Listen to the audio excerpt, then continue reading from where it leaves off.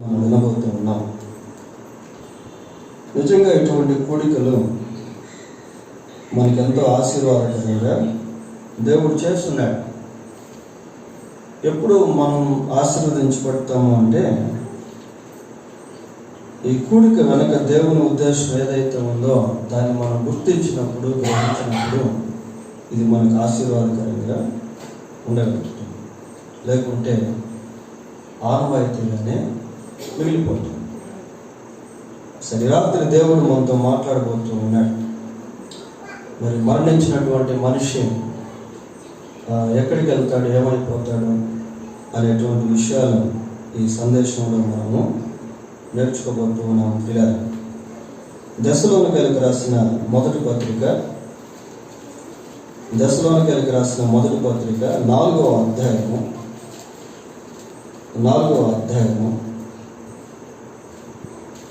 13-14 వచనాలు చదువుకుందాం.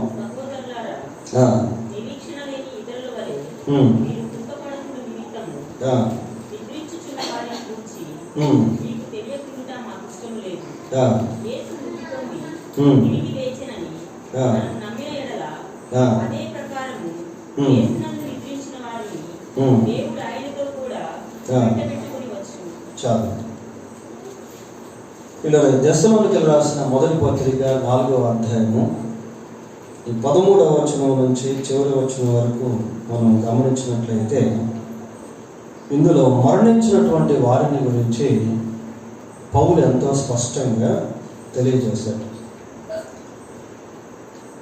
13వ వచనంలో ఏమంటున్నాడు అంటే, సహోదరులారా, నిరీక్షణ లేని ఇతరుల వలె మీరు దుఃఖపడకుండా నిమిత్తము నిద్రించిన వారిని గురించి మీకు తెలియకుండా మాకు ఇష్టము లేదు. నిద్రించిన వారిని గురించి చెప్తా ఉన్నాడు. పిల్లలు, నిద్రించిన వారు అంటే చనిపోయినటువంటి వారు.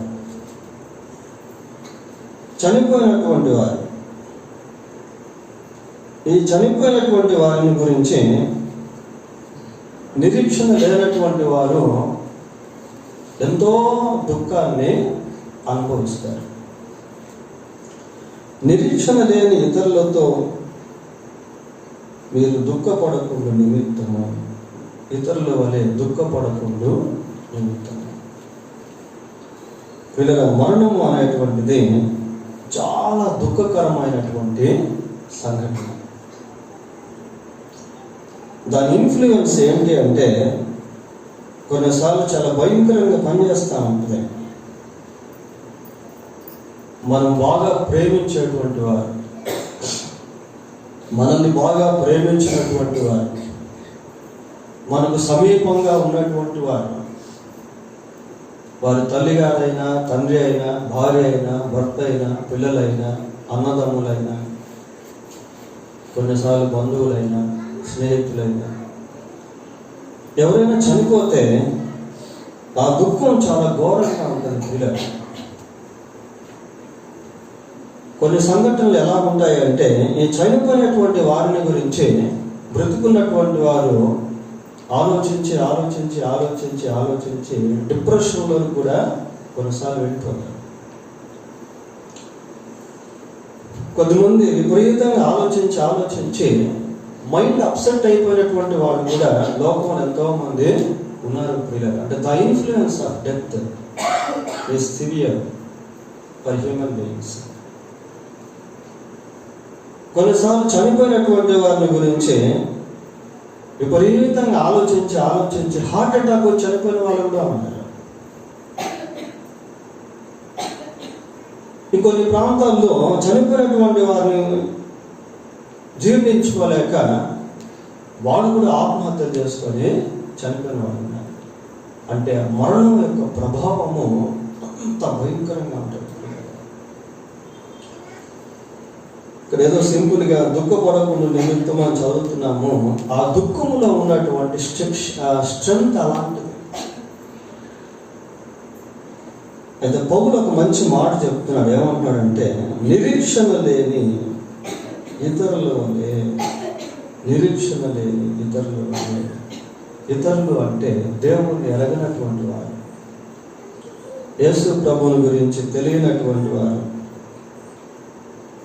వారికి నిరీక్షణ అనేటువంటిది లేదు ప్రియారు. చనిపోయిన తర్వాత ఏమవుతుందో అనేటువంటిది వాళ్ళకి తెలియదు. కాబట్టి వారికి నిరీక్షణ అనేటువంటిది లేదు. పౌలు మాట్లాడుతూ 14వ వచనంలో ఏమని చెప్తున్నాడు?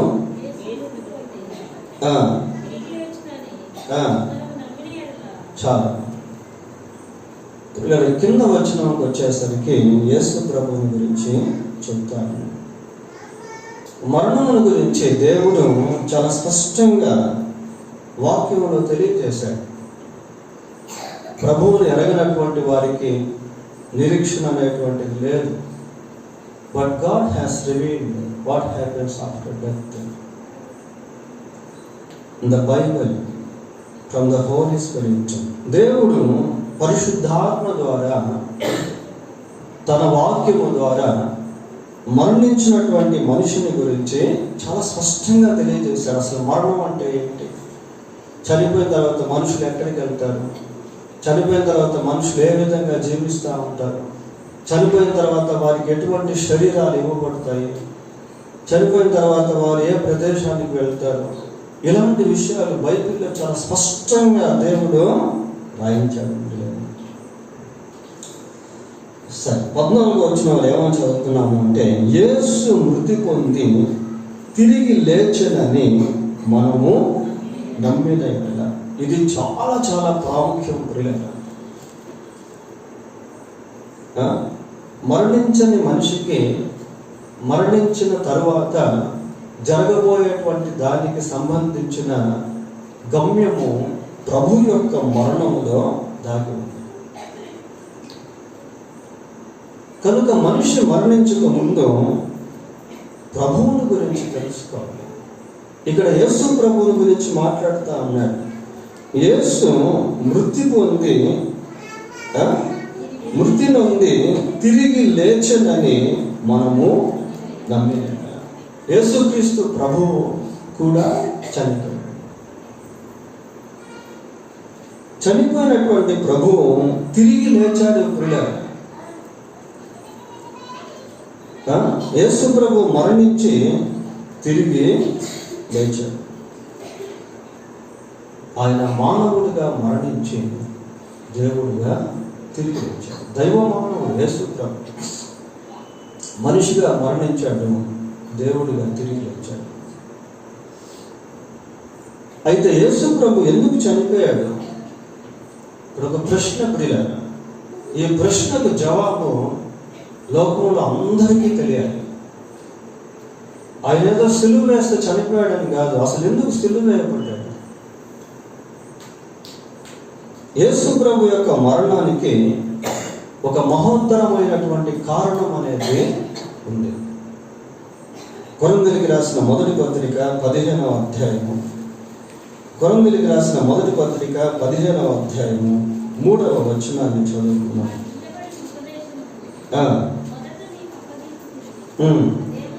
అదేమనగా లేఖనముల ప్రకారము క్రీస్తు మన పాపముల నిమిత్తము మృతి పొందెను.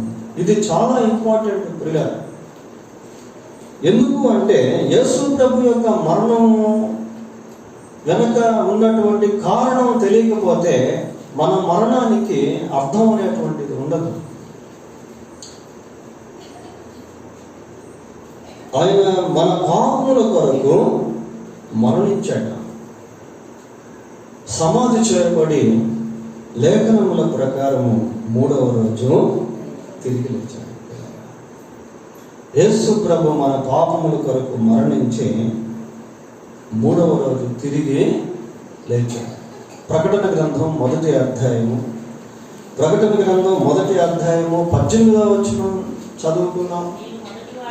నేను మొదటి వాడను, కడపటి వాడను, జీవించువాడను, మృతుడనైతిని గాని ఇదిగో యుగ యుగములు సజీవుడనై ఉన్నాను.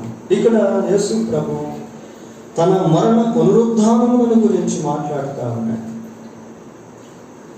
మృదుడనైతిని కానీ ఇదిగో యుగ యుగములు సజీవుడనై ఉన్నాము. ఇంకా ఇక్కడ ఒక మాట మనం చూస్తున్నాం పిల్లలు, యేసు మృతి పొంది తిరిగి లేచనని మనము నమ్మిన ఎడల నమ్మాలి పిల్లలు. యేసు ప్రభు నా పాపముల కొరకు మరణించాడు. యేసు ప్రభు సమాధి చేయబడి 3వ రోజు తిరిగి లేచాడు.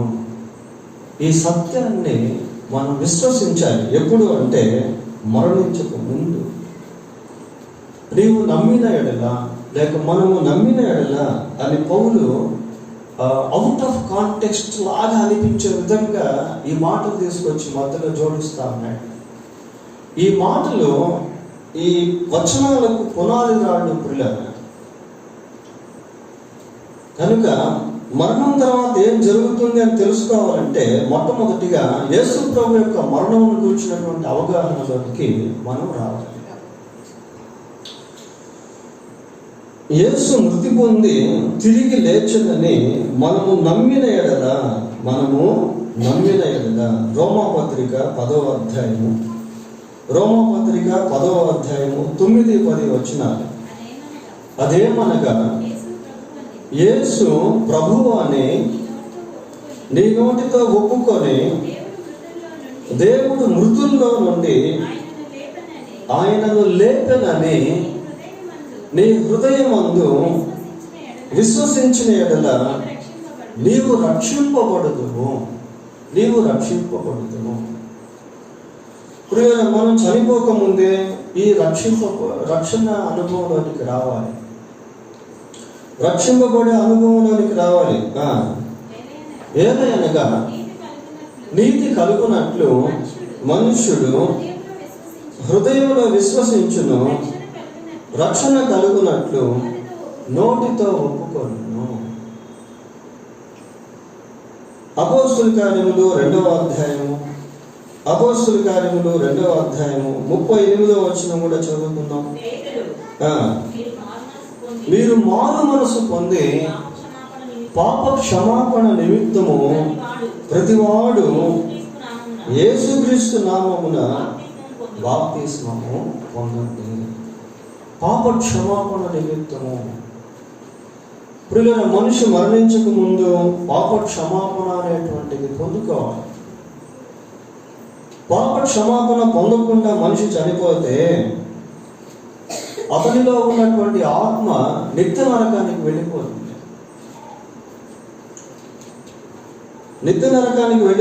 ప్రియులారా, నరకంలో అగ్ని ఆరదు, ఆత్మ చావదు. యుగ యుగాలు పాపం యొక్క శిక్షను ఆ నిత్య నరకంలో అనుభవిస్తా చనిపోయిన తర్వాత. ఇవన్నీ బైబిల్లో చాలా స్పష్టంగా దేవుడు రాయించాడు. కాబట్టి పౌలు ఏమన్నాడు? యేసు మృతి పొంది తిరిగి లేచునని మనం నమ్మిన ఎడల అదే ప్రకారము యేసునందు నిద్రించిన వారిని దేవుడు ఆయనతో కూడా వెంట పెట్టుకొని వచ్చాడు. అదే ప్రకారము అంటున్నాడు. అదే ప్రకారము అంటున్నాడు.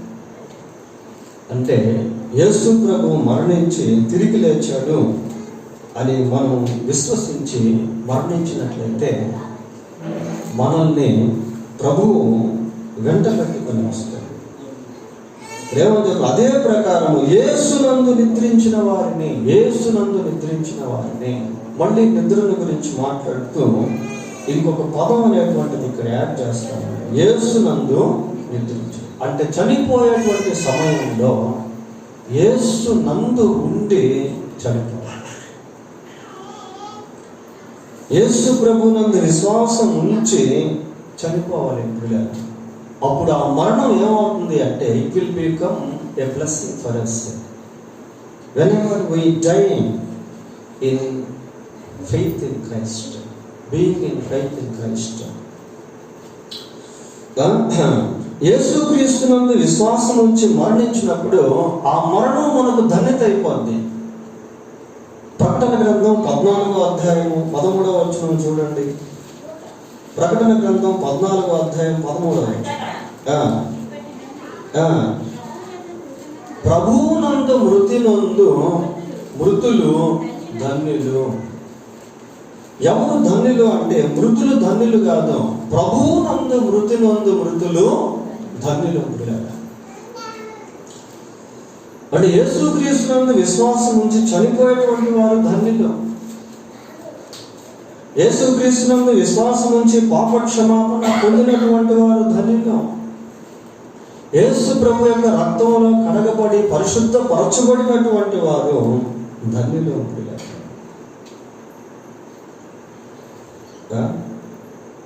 ఇంకా ఇక్కడ ఏమని చూస్తున్నామంటే, అదే ప్రకారము యేసునందు నిద్రించిన వారిని దేవుడు ఆయనతో కూడా వెంట పెట్టుకొని వచ్చును. దేవుడు ఆయనతో కూడా వెంట పెట్టుకొని వచ్చును. అంటే దీంట్లో మనం గమనించాల్సింది ఏంటి అంటే, యేసు ప్రభువునందు ఎవరైతే విశ్వాసం నుంచి చనిపోయి ఉంటారో వాళ్ళు ఎక్కడికి వెళ్తున్నారు? ప్రభువు దగ్గరికి వెళ్తున్నారు. దేవుడు ఆయనతో కూడా వెంట పెట్టుకొని వచ్చును అంటే ఈ చనిపోయినటువంటి వారు ప్రభువు దగ్గరికి వెళ్తున్నారు. ఇంకొంచెం చెప్పాలి అంటే, ఒక ప్రత్యేకమైనటువంటి స్థలానికి దేవుడు వారిని తీసుకుని వెళ్తారు. ఇంకా కొంచెం లోతుగా చెప్పాలి అంటే, ఒక ప్రత్యేకమైనటువంటి ప్రదేశానికి దేవుడు వారి ఆత్మలను తీసుకుని వెళ్తారు. బైబిల్లో దాని గురించి, ఆ ప్రదేశం గురించి పరదైసు అనే పేరు పెట్టబడింది. పారడైస్. పౌలు దాని ఆ పరదైస్ అనే పదం గురించి మాట్లాడుతూ మూడవ ఆకాశము అని ఒక పర్యాయ పదం కూడా వాడాడు. ఈ ప్రదేశం ఎలాంటిదంటే, it is a place of piece. ఇది ఎంతో సమాధానంతో కూడినటువంటి ప్రదేశం. ఇంకా 16వ కీర్తనలో చూస్తాం, మనోహరమైన స్థలము. యేసు ప్రభువునందు ఎవరైతే విశ్వాసం నుంచి చనిపోయి ఉంటారో వాళ్ళు ఒక ప్రత్యేకమైనటువంటి స్థలానికి తీసుకుని వెళ్ళబడతారు. అక్కడ ఎంతో ప్రశాంతతను అనుభవిస్తూ ఉంటారు. సమాధానంతో కూడిన స్థలం అది, సంతోషంతో కూడినటువంటి స్థలము. ప్రభువునందు విశ్వాసం నుంచి చనిపోయినటువంటి వారిని ఒకవేళ మళ్ళీ మనం రమ్మని పిలిచినా కూడా వాడు వచ్చేదానికి ఇష్టపడరు. ప్రియులారా, రారు. ప్రభువునందు విశ్వాసం ఉంచకుండా చనిపోయినట్లయితే వారి ఆత్మలు పాతాళంలోనికి వెళ్ళిపోతాయి. పాతాళము భయంకరమైనటువంటి ప్రదేశము ప్రియులారా. అది వేదనతో యాతన పడేటువంటి స్థలం అది. అది అగ్ని జ్వాలలతో కూడినటువంటి స్థలం అది. అక్కడ సమాధానము, నెమ్మది అనేటువంటిది లేదు. అది బహు భయంకరమైనటువంటి స్థలము పాతాళం ప్రియులారా. ఏమంటే మనం బ్రతుకున్నప్పుడే దేవుడు మనకి మాటలు వినిపిస్తా ఉన్నాడు. ఈ జ్ఞాపకార్థ కూడికలో దేవుడు నీతో మాట్లాడుతూ ఉన్నాడు. నీవు ఇంకా యేసు ప్రభువునందు విశ్వాసం ఉంచకుండా ఉన్నట్లయితే, నీవు చనిపోయినప్పుడు నీ ఆత్మ ఆ పాతాళంలోకి వెళ్ళిపోతుంది. పాపులను రక్షించుటకు క్రీస్తు యేసు లోకమునకు వచ్చింది. ప్రియులారా, యేసు ప్రభు మనల్ని ఆ నిత్య నరకము నుండి రక్షించేదానికి ఈ లోకానికి వచ్చాడు. వచ్చి ఆయన కన్యక గర్భమందు జన్మించాడు. మన అతిక్రమ క్రియలను బట్టి గాయపరచబడ్డాడు. మన దోషములను బట్టి ఆయన నలగొట్టబడ్డాడు. మన సమాధానార్థమైన శిక్ష తన మీద వేసుకున్నాడు. మనకు విడుదలిచ్చాడు. ఆయన మరణించి మృత్యుంజయుడి 3వ రోజు తిరిగి లేచాడు. ప్రియులారా, ప్రభువునందు ఎవరైతే ఉండి చనిపోతారో వీళ్ళ యొక్క ఆత్మలు ఎక్కడికి వెళ్తాయి అంటే దేవుని దగ్గరికి వెళ్తాయి. ఫిలిప్పీ పత్రిక 1వ అధ్యాయము ఫిలిప్పీ పత్రిక 1వ అధ్యాయం 23వ వచనం చదువుతున్నాం.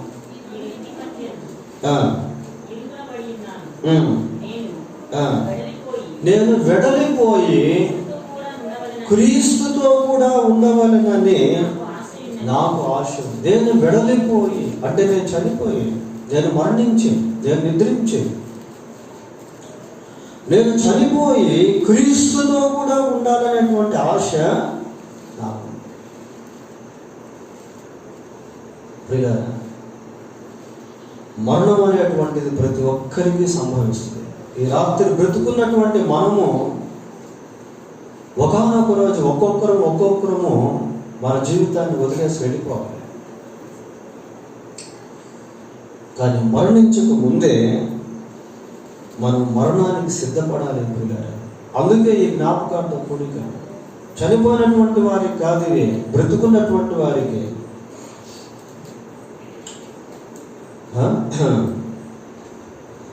నేను వెడలిపోయి క్రీస్తుతో కూడా ఉండాలనే ఆశ నాకుంది అంటున్నాడు. తర్వాత 15వ వచనం చూద్దాం. మేము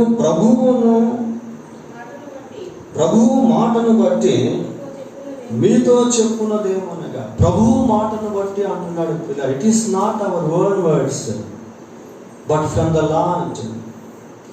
ఇవి మా సొంత మాటలు కావు, ప్రభువు మాటను బట్టి మాట్లాడుతా ఉన్నాం, ప్రభువు ఇచ్చిన ప్రేరేపణను బట్టి మాట్లాడుతూ ఉన్నాం, పరిశుద్ధాత్మ చేత నింపుబడి మాట్లాడుతున్నాము అన్నట్టుగా పౌలు మాట్లాడుతూ ఉన్నాము. మేము ప్రభువు మాటను బట్టి మీతో చెప్పున్నదేమనగా, ప్రియుల దేవుని వాక్యము, బైబిల్ గ్రంథము ఎంతో స్పష్టమైనది, సత్యమైనది. ఇందులో రాయబడి ఉన్నటువంటి విషయాలు అన్నీ కూడా పరిశుద్ధాత్మ దేవుడు రాయించాడు. దీంట్లో ఒక సున్నా అయినా ఒక పొల్లు అయినా, ఆకాశం భూమి గతించును కానీ దేవుని యొక్క మాటలు గతించవద్దు. మేము ప్రభువు మాటను బట్టి మీతో చెప్పున్నది ఏమనగా, ప్రభువు రాకడ వరకు సజీవులమై నిలిచి ఉండే మనము నిద్రించిన వారు అందరికంటే ముందుగా ఆయన సన్నిధిని చేరాలి. ఇక్కడ సజీవులైనటువంటి వారిని గురించి పౌలు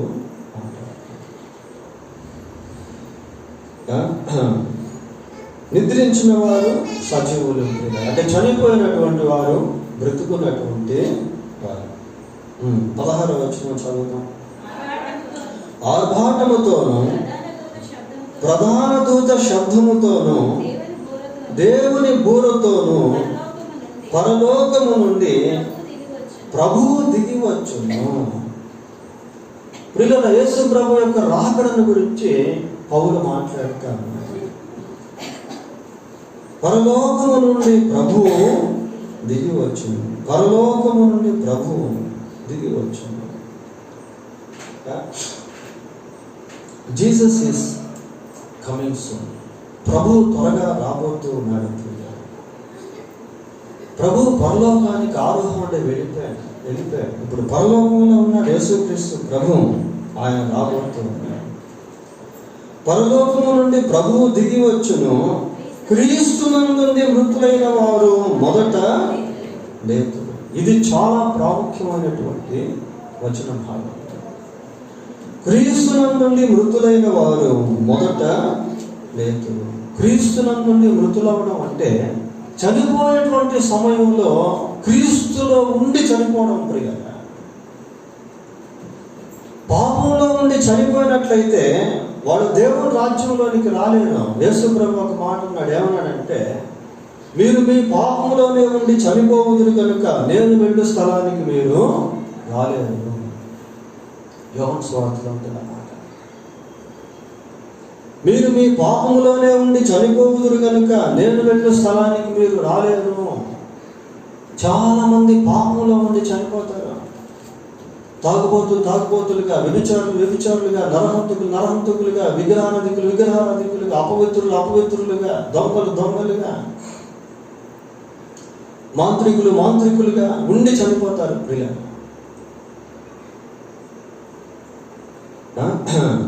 పాపంలో లోకంలోనే ఉండి చనిపోయినట్లయితే వాళ్ళు దేవుని రాజ్యంలోనికి రాలేరు.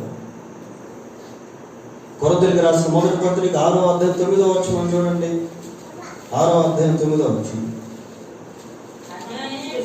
అన్యాయస్తులు దేవుని రాజ్యమునకు వారసులు కానేరని మీకు తెలియదు. అన్యాయస్తులు ప్రియులారా, అన్యాయంతో జీవించేవాడు, అక్రమంగా జీవించేవాడు, దౌర్జన్యంగా జీవించేవాడు, దోపిడీగాడు దేవుని రాజ్యంలోనికి మోసపోకుడే జారులైనను ఫర్నికేటర్స్, వివాహం కాకముందే వివాహం అయినటువంటి వారితో సంబంధాలు పెట్టుకోవడం, అక్రమ సంబంధాలు, జారులు ప్రియులారా, విగ్రహారాధికులైనను, వ్యభిచారులైనను, ఆడంగితనము గల వారైనను, పురుష సంయోగులైన, పురుషులతో పురుషులు పాపం చేసేవాళ్ళు, హోమోసెక్సువాలిటీ, పురుష సంయోగులైనను, దొంగలైనను, లోకులైనను, త్రాగుబోతులైనను, దూషకులైనను, దోచుకుని వారైనను దేవుని రాజ్యమునకు వారసులు కాని. కరెక్ట్గా ఆలోచన చేస్తే లోకంలో పాపం చేయని వాళ్ళు ఎవరు లేరు. ఒకవేళ దొంగతనం చేయకపోవచ్చు, వేరే పాపం చేస్తూ ఉండొచ్చు. బైబిల్ అంటుంది ఏ భేదమును లేదు, అందరూ కూడా పాపం చేస్తున్నారు.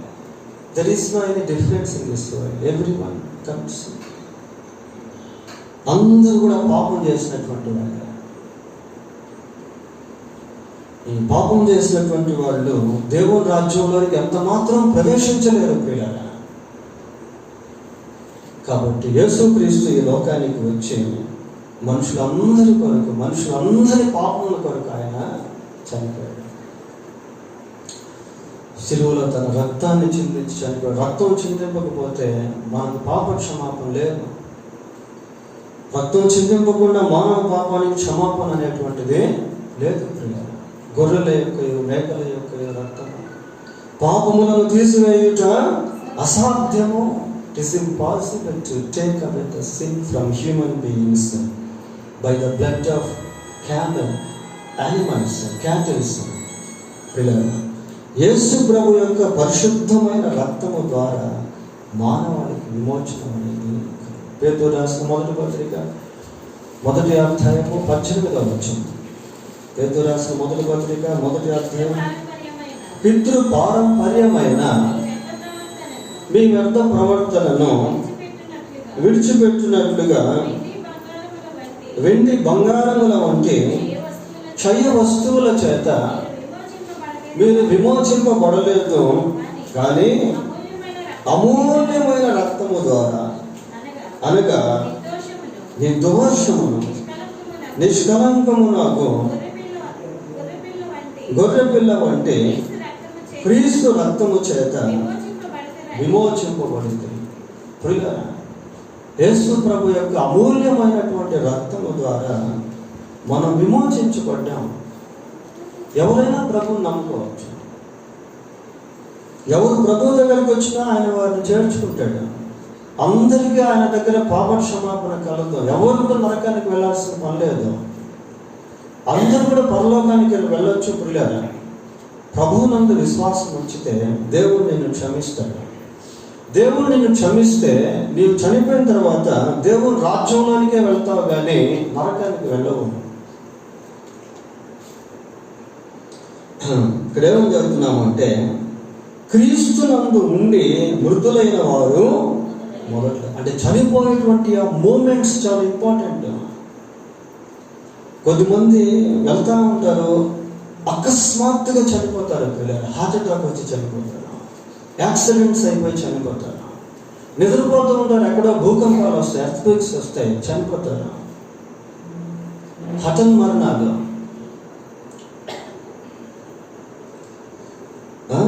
చనిపోయేటువంటి సమయంలో నీవు క్రీస్తు నందు ఉండి చనిపోతే ఆ మరణం ఎట్లాంటిదైనా కూడా, అది యాక్సిడెంటల్ డెత్ కావచ్చు, రోగం ద్వారా వచ్చే మరణం కావచ్చు, ఆకస్మిక మరణం కావచ్చు, what ever it may be, క్రీస్తు నందు ఉండి చనిపోతే వాళ్ళు మొదట లేస్తారు ప్రియులారా. ఆ మీదట సజీవులమై నిలిచి ఉండు మనము వారితో కూడా, ఎవరితో కూడా, ఈ చనిపోయి లేస్తారు కదా వాళ్ళతో కలిసి. అంటే దీంట్లో మనం గమనించాల్సింది ఏంటంటే, ఒకరోజు ఈ చనిపోయినటువంటి వారిని మనం తప్పకుండా చూస్తాం, కలుసుకుంటాం. యేసు ప్రభువునందు విశ్వాసం నుంచి మరణించినటువంటి వారికి నిరీక్షణ అనేటువంటిది ఉన్నది ప్రియులారా. మన ప్రియులను మళ్ళీ మనం కలుసుకుంటాం. ఫస్ట్ వాడు లేస్తారు. ఒకవేళ ఇప్పుడు ఈ క్షణంలో యేసు ప్రభు వస్తే, బ్రతికున్నటువంటి మనలో ఎవరైతే యేసు ప్రభువును నమ్ముకొని ఉంటారో వాళ్ళ శరీరాలు మార్చబడతాయి. వాళ్ళ శరీరాలు మార్చబడతాయి, మహిమదేహాలుగా మార్చబడి ఈ చనిపోయినటువంటి వారు తిరిగి లేచి వాళ్ళకు కూడా రిజరక్షన్ బాడీస్, అంటే పునరుద్ధాన శరీరాలు ఇవ్వబడతాయి. మనకి పునరుద్ధాన శరీరాలు ఇవ్వబడతాయి, మహిమ శరీరాలు ఇవ్వబడతాయి. అప్పుడు వాళ్ళు మనం కలిసి ప్రభువును ఎదుర్కొంటాం. ఒకవేళ ప్రభు ఇప్పుడు వస్తే, లేక మనం బ్రతుకున్నప్పుడు వస్తే, ఎంత గొప్ప నిరీక్షణ ప్రియులారా.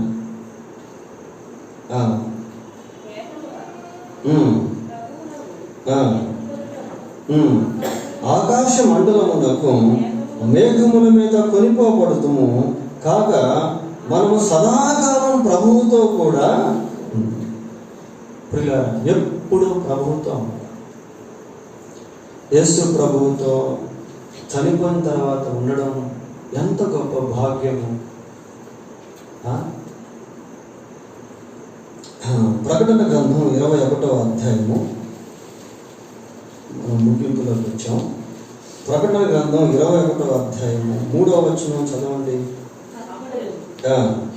ఇదిగో దేవుని నివాసము మనుషులతో కూడా, దేవుని నివాసము, దేవుని నివాసము మనుష్యులతో కూడా ఉన్నది. ఆయన వారితో కాపురముండును, వారు ఆయన ప్రజలై ఉండును. దేవుడు తానే వారి దేవుడై ఉండి వారికి తోడై ఉండును. ఆయన వారి కన్నుల ప్రతి బాష్ప బిందువును తుడిచివేయును. మరణము ఇంకా there is no more death. మరణం లేదు, మరణం ఇక ఉండదు. దుఃఖమైనను, ఏడుపైనను, వేదనైనను ఇక ఉండదు. ఇంకా ఉండదు. దేవుని దగ్గర ఎప్పుడు సంతోషం, ఆనందం, సమాధానం, ప్రశాంతత. ఇంకా వేరే సబ్జెక్ట్స్ అవి పరలోకంలో ఉండడం ఉంటుంది. కాబట్టి ఇక్కడ మనం గమనించాల్సింది ఏంటంటే, యేసు ప్రభునందు, అంటే ఒక మనిషి బ్రతికి ఉండగానే మరణానికి సిద్ధపడాలి. ఎందుకంటే ఖచ్చితంగా ఒకరోజు ఆ వ్యక్తి చనిపోతాడు. ఎంతకాలం జీవించినా కూడా, ఎంత ఆరోగ్యంగా బ్రతికినా కూడా, ఎంత ఆయుష్ కలిగి జీవించినా కూడా చనిపోక తప్పదు. కానీ చనిపోక ముందు పాపక్షమాపణ పొందిన అనుభవాన్ని కలిగి చనిపోయాలి. పాపక్షమాపణ పొందాలి అంటే యేసు ప్రభువునందు విశ్వాసం ఉంచాలి. ఆయనే మన పాపముల కొరకు సిలువలో మరణించినటువంటి ఒకే ఒక రక్షకుడు పిల్లాడు. కనుక మనం ఎప్పుడైతే ఈ సిద్ధపాటును కలిగి చనిపోతామో ఆ మరణము మనకు ధన్యత అవుతుంది. క్రీస్తునందుండి మనం చనిపోయే ఆ మృతులు తిరిగి మళ్ళీ లేస్తారు. సదాకాలం మనం ప్రభువుతో కూడా. కనుక ఈ మాటలతో ఒకరినొకరు ఆదరించుకోండి. కాబట్టి భయపడాల్సిన పని లేదు, దిగులు పడాల్సిన పని లేదు. One day or the other we will definitely see or meet our beloved. మన ప్రియులను మనం ఏదో ఒక రోజు తప్పకుండా కలుసుకుంటాం ప్రియులారా. అయితే బ్రతుకున్నటువంటి మనము మరణానికి తగు రీతిగా సిద్ధపడాలి. దేవుడు తన వాక్యాన్ని దీవించుగాక. ప్రార్థన చేసుకున్నాం. ప్రార్థన.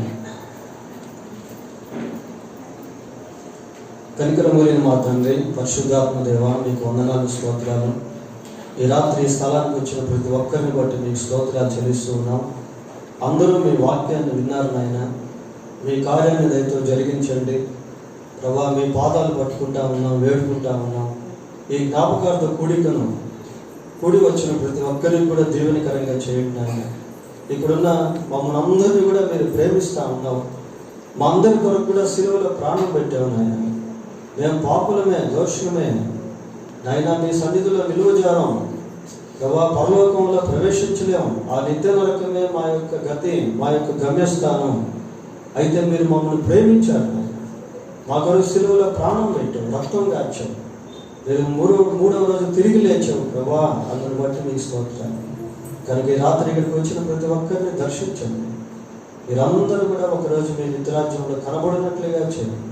మమ్మల్ని మీ చేతులకు అప్పగిస్తాం. మా రక్షకుడైన యేసుక్రీస్తు పరిశుద్ధమైన నామములో ప్రార్థన చేస్తున్నాము తండ్రి. ఆమేన్.